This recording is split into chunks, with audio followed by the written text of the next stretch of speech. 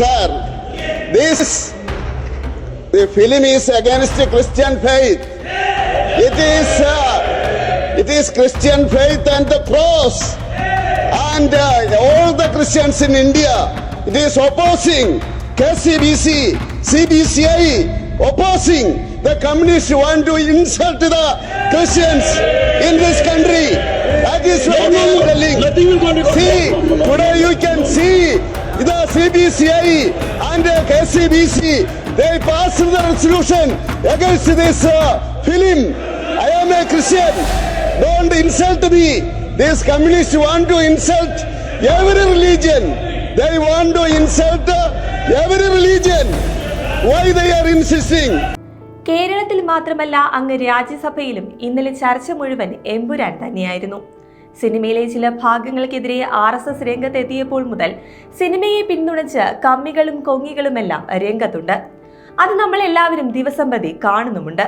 അത്തരത്തിൽ കഴിഞ്ഞ ദിവസവും രാജ്യസഭയിൽ ആളാകാൻ നോക്കിയ ജോൺ ബ്രിട്ടാസിന് കുറുക്കിക്കൊള്ളുന്ന മറുപടിയുമായി എത്തിയിരിക്കുകയാണ് കേന്ദ്രമന്ത്രി ജോർജ് കുര്യൻ. അതിന്റെ ചില ദൃശ്യങ്ങളാണ് നമ്മൾ വീഡിയോയുടെ തുടക്കത്തിൽ കണ്ടത്.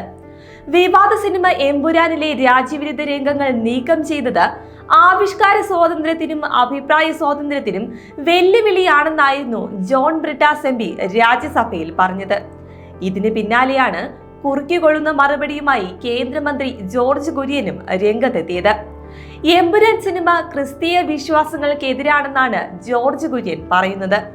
കമ്മ്യൂണിസ്റ്റുകാർ ക്രിസ്ത്യാനികളെ അപമാനിക്കുകയാണെന്നും KCBCയും CBCയും സിനിമയെ എതിർത്ത് പ്രമേയം പാസാക്കിയിട്ടുണ്ടെന്നും മന്ത്രി മറുപടി നൽകിയതോടെ എന്തു പറയണമെന്നറിയാതെ ഉത്തരം മുട്ടിയ ബ്രിട്ടാസിനെയാണ് രാജ്യസഭ തുടർന്ന് കണ്ടത്. കൂടാതെ താനൊരു ക്രിസ്ത്യാനിയാണെന്നും കമ്മ്യൂണിസ്റ്റുകാർ തന്റെ വിശ്വാസങ്ങളെ അപമാനിക്കുകയാണെന്നും അവർ എല്ലാ മതങ്ങളെയും അപമാനിക്കുകയാണെന്നും മന്ത്രി ജോർജ് കുര്യൻ തുറന്നടിച്ചു. എന്തായാലും രാജ്യസഭയിലും കുത്തിത്തിരിപ്പുണ്ടാക്കാനെത്തിയ കമ്മികൾക്ക് വയർ നിറച്ച് തന്നെയാണ് BJP നൽകിയിരിക്കുന്നത്.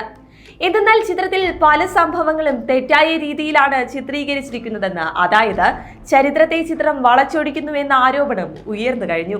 എന്നിട്ടും എതിർത്തത് RSS അല്ലെങ്കിൽ BJP ആയിപ്പോയി എന്ന ഒറ്റ കാരണം കൊണ്ടാണ് കമ്മികൾ ഇങ്ങനെ ചിത്രത്തെ അനുകൂലിച്ചുകൊണ്ട് രംഗത്തെത്തുന്നത്. അതേസമയം ഒരു സംവിധായകന് അല്ലെങ്കിൽ തിരക്കഥാകൃത്തിന് ആവിഷ്കാര സ്വാതന്ത്ര്യമില്ലേ എന്നാണ് ഇവർ ഉയർത്തുന്ന മറ്റൊരു ചോദ്യം. എന്നാൽ ഞാൻ അവരോട് മറ്റൊരു ചോദ്യം ചോദിക്കട്ടെ.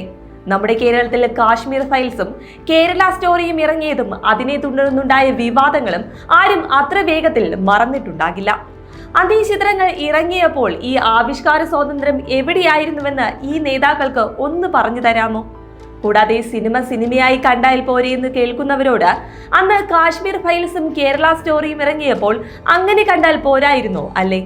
അപ്പോൾ എവിടെ ഈ കോൺഗ്രസിനും കമ്മ്യൂണിസ്റ്റിനും പൊള്ളുന്നതെന്ന് നിങ്ങൾ തന്നെ പറയുക.